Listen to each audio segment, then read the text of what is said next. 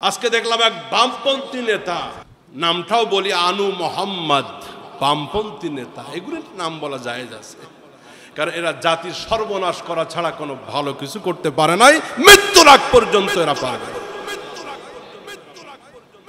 উনি প্রস্তাব করেছেন সরকারের কাছে যে পঞ্চম শ্রেণী পর্যন্ত প্রত্যেকটি ক্লাসে গান বাদ্য এবং নাচকে বাধ্য করা হোক।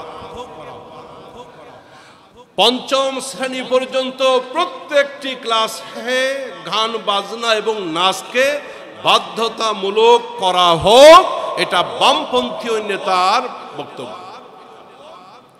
সম্মানিত হাজিরিন, আপনারা বলুন তো, আপনাদের সন্তান জীবনে যদি এক কলি গান নাও শিখে, একেবারে জন্ম থেকে মৃত্যু পর্যন্ত আপনার সন্তান একটি গানও যদি না বলে, তার জীবনে কি কোনো ক্ষতি হবে?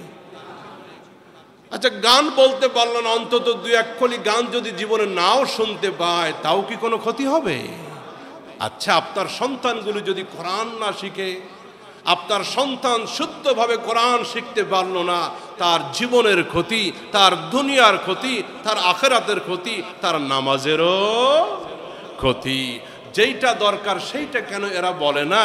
এই যে পঞ্চম শ্রেণী পর্যন্ত গান নাচকে বাধ্যতামূলক করার জন্য এই বামপন্থীরা প্রচেষ্টা চালাচ্ছে, ওদের সন্তানগুলি কিন্তু এদেশের স্কুলে পড়ে না, ওদের সন্তানগুলি বিদেশে পড়ে, লন্ডন আমেরিকায়। যত সর্বনাশ আমাদের জন্যই করে ওরা। এই জন্য এই প্রস্তাবনা কোনোভাবেই পাশ করতে দেওয়া হবে। আপনারা আপন আপন জায়গায় সচেতন এবং প্রতিবাদ করুন। আমাদের প্রজন্মকে, আমাদের সন্তানগুলিকে যেন ধ্বংস করতে না পারে, আমরা সজাগ দৃষ্টি রাখতে চাই। ইউরোপ, আমেরিকা, পাশ্চাত্য আর ভারতীয় কোন সংস্কৃতি শাহজালালের এই বাংলার জমিনে কোনোভাবেই সফল হতে আমরা দিব। 90 থেকে 92% মুসলিম রাষ্ট্রে শিক্ষা ব্যবস্থায় গানের শিক্ষক আমরা চাই। আওয়াজ করে বলতে হবে, গানের শিক্ষক, নাচের শিক্ষক চাই। বরং প্রত্যেকটি ক্লাসে ধর্মীয় শিক্ষককে বাধ্য করতে হবে। সন্তানগুলি যেন কোরআন শুদ্ধ করে শিখতে পারে, নামাজ শুদ্ধ করে জানতে পারে, নিজের বাবার জানাজা সন্তান যেন পড়ানোর যোগ্যতা অর্জন করতে পারে। এই জন্য প্রত্যেকটি ক্লাসে ধর্মীয় শিক্ষক নিয়োগকে বাধ্যতামূলক করতে হবে ইনশাআল্লাহ। নাসরুম মিনাল্লাহি ওয়া ফাতহুন করিব। যাদের সুন্নাত বাকি, মহিলা রাসূলকে বলছে, আমি তো আপনার প্রতি ঈমান এনেছি, আমি তো আল্লাহর প্রতি ঈমান এনেছি, আল্লাহর নবী, আমি তো আল্লাহর বিধানগুলি মেনে চলি, অবশ্যই আমি তো জান্নাতে যাব, আমি তো অবশ্যই জান্নাতে যাব ইয়া রাসূলুল্লাহ। আল্লাহর পয়গম্বর বলতেছে বৃদ্ধা মহিলাকে, মা, আল্লাহর কসম করে বলি, কোন বুড়ি মানুষ, বুড়া মানুষ আল্লাহর জান্নাতে যাবে না। কোন প্রকার কুৎসিত কোন ব্যক্তি, খারাপ মানুষ জান্নাতে যাবে না। মহিলা তো ভয় পেয়ে গেছে, নবী আবার মিথ্যা বলে নাকি? কোনদিন তো মিথ্যা বলতে পারে না। আমি তো বৃদ্ধা হয়ে গেছি, আবার কালো কুৎসিত মানুষ আমি যদি জান্নাতে না যাই আমার কি উপায় হবে? মহিলা ভয় পেয়ে কাঁদতে কাঁদতে বাড়ির দিকে রওনা দিয়ে দিল। নবীজি পিছন থেকে সাহাবীদেরকে ডাক দিয়ে বললেন, ধরো বুড়িমাকে, ডাক দাও। ভয় পেয়ে গেছে বুড়িমা আমার।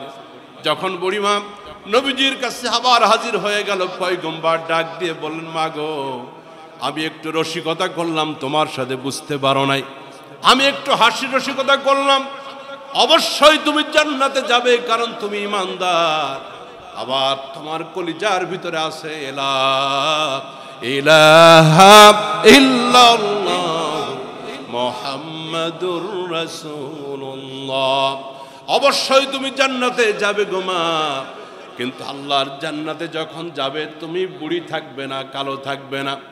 রব্বে করিম তোমাকে চাঁদের মতো সুন্দর বানায়া, আল্লাহ পাক তোমাকে যুবতী বানায়া, আল্লাহ পাক তোমাকে সুস্থ সুশ্রী যুবতী বানায়া আল্লাহ পাক তার জান্নাতের মেহমান বানাবেন। ওই জান্নাতে কোনো মানুষ বুড়া আর বুড়ি থাকবে না। লাকাদ কানা লাকুম ফি রাসূলিল্লাহি উসওয়াতুন হাসানা। রসিকতাও হবে, মিথ্যাও হবে।